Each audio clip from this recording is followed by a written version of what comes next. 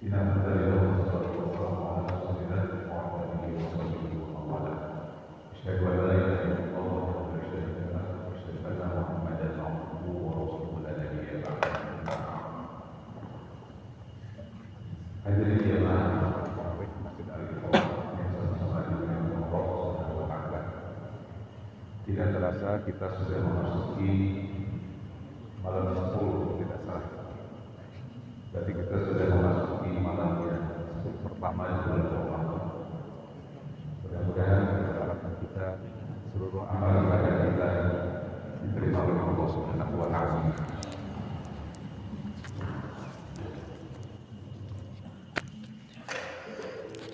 Sambil duduk saja ya. Hadirin yang berbahagia, sekedar untuk mengingatkan kembali kepada kita, Allah Subhanahu wa Ta'ala memerintahkan ibadah puasa melalui Quran surat Al-Baqarah ayat 183. Ayat ini sangat populer, sudah hafal di luar kepala. Yang ingin saya sampaikan pada kesempatan yang sangat terbatas ini, paling tidak ada 3 kata kunci dalam ayat ini yang mudah-mudahan ini bisa menginspirasi kepada kita semua. Yang pertama, Allah Subhanahu wa Ta'ala memerintahkan puasa itu dengan panggilan ya ayyuhalladzina amanu, tidak pada ya ayyuhan nas, tidak ya ayyuhal muslimun. Ini menunjukkan dan membuktikan bahwa perintah melaksanakan ibadah puasa hanya berlaku kepada orang yang beriman. Dengan kata lain, walaupun orang itu mengaku Islam, tetapi kalau tidak tertanam iman dalam hatinya, maka tidak akan tergoda untuk melaksanakan ibadah puasa. Makanya tidak heran banyak orang yang mengaku Islam, siang hari seringkali kita temukan mereka tidak melaksanakan puasa, dan diudangna teh lebaran.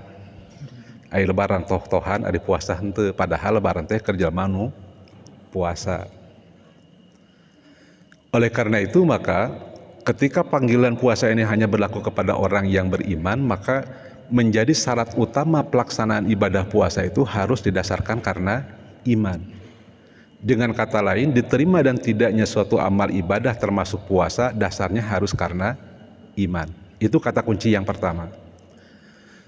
Kata kunci yang kedua, Allah Subhanahu wa Ta'ala memerintahkan puasa ini justru bukan kata wujiba tetapi kutiba alaikumusiyam. Kalau kita baca dalam terjemah Al-Quran, kata kutiba itu sering diterjemahkan dengan kata-kata telah diwajibkan.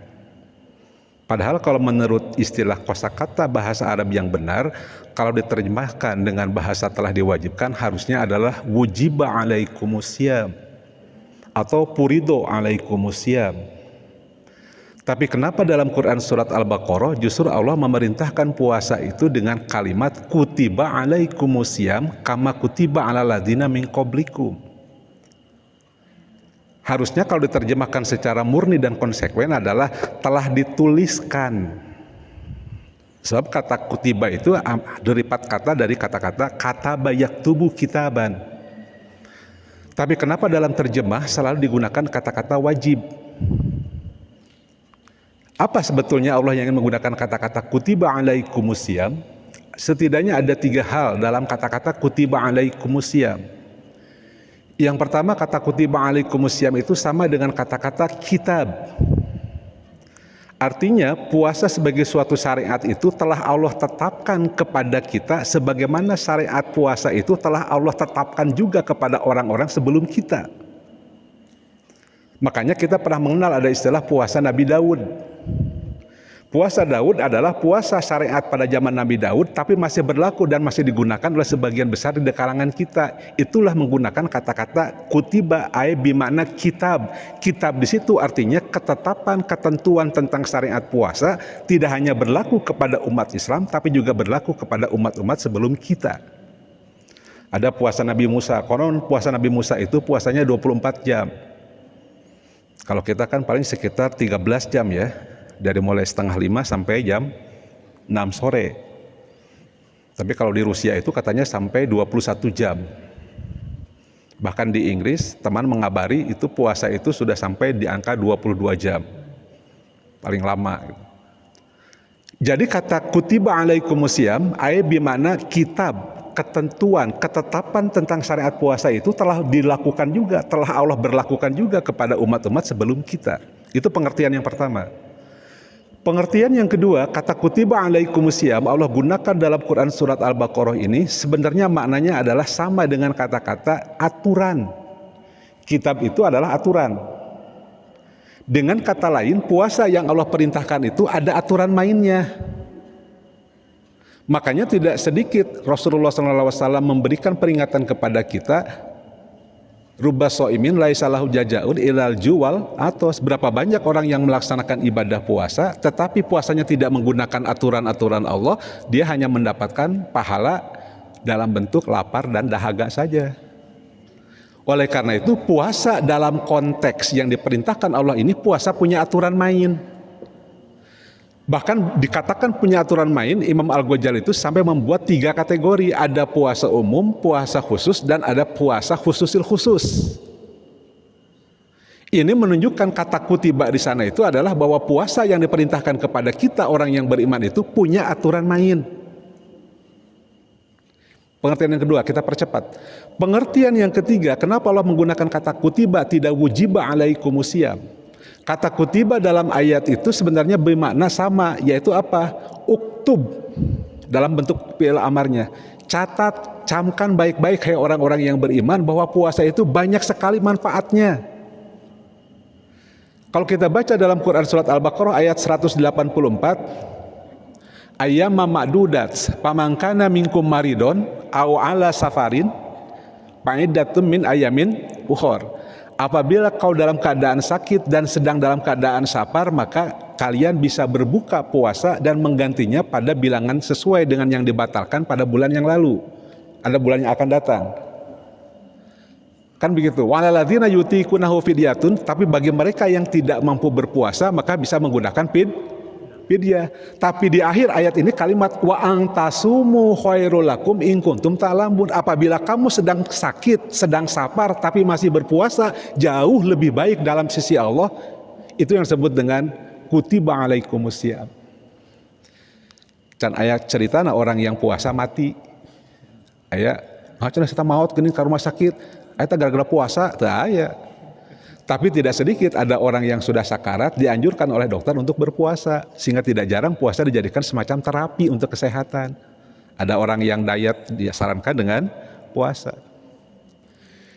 Nah, jadi kata kutiba alaikumusiyam itu sebetulnya seolah-olah Allah ingin mengatakan kepada kita, hai orang-orang yang beriman, uktub, catat, camkan baik-baik. Ya, dina puasa teh loba pisan manfaatna. Nanti mungkin Allah nggak gunakan bahasa uktub, tapi dengan kalimat kutiba alaikumusiyam. Kalau kita tarik lagi dalam benang yang cukup lebih jauh lagi, kenapa Allah menggunakan kalimat majhul tidak menggunakan kalimat mabni? Dah harus nama kataba alaikumusiyam, tetapi kutiba alaikumusiyam duma awaluhu wa kusiroma qabla akhirih, cek santrina. Harusnya dibacanya adalah ya ayyuhalladzina amanu kataba alaikumusiyam, tetapi kenapa menggunakan kutiba? Di situ ada kata-kata yang berubah. Maksudnya apa? Puasa itu harus membawa efek perubahan terhadap orang yang melaksanakan puasanya. Kalau puasa mengajarkan kita menjadi orang yang ikhlas, pertanyaannya sudahkah kita menjadi pribadi yang ikhlas setelah kita melaksanakan puasa 1 bulan? Itulah yang disebut dengan kutiba alaikumusiyam. Jadi puasa yang baik itu adalah puasa yang membawa dampak perubahan. Makanya menggunakan kalimat kutiba alaikumusiyam, tidak menggunakan kataba alaikumusiyam. Wallahu a'lam, hanya Allah yang tahu. Ini hanya merupakan tafhim, pemahaman saya terkait dengan ayat tadi. Lalu kata yang terakhir, yang ketiga, kata kunci dari ayat 183 ini adalah la'allakum tattaqun. Tujuan puasa cuma satu, menjadi orang yang takwa. Makanya ada pernyataan-pernyataan yang kurang tepat. Puasa sering disebut sebagai bulan pembersihan dosa. Teu aya pembersihan dosa, Bu. Yang ada adalah menyiapkan orang-orang yang bertakwa. Jadi la'allakum tattaqun, tujuan utama dari pelaksanaan ibadah puasa supaya apa? Supaya kita menjadi orang yang takwa. Kenapa kok takwa? Sebab takwa derajat tertinggi keberagamaan seseorang diukur dari ketakwaannya. Makanya tidak heran, inna akramakum indallahi atqakum. Sesungguhnya orang yang paling mulia di antara kita bukan karena gelar, bukan karena pangkat, bukan karena pekerjaan, tapi karena takwa. Dan takwa adanya di agama.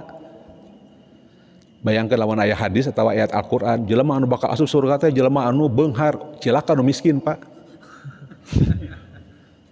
Cek Nabi teh jelema anu bakal pangheulana asup surga nya teh jelema anu loba ilmu, karunya anu teh sakola anu bodoh.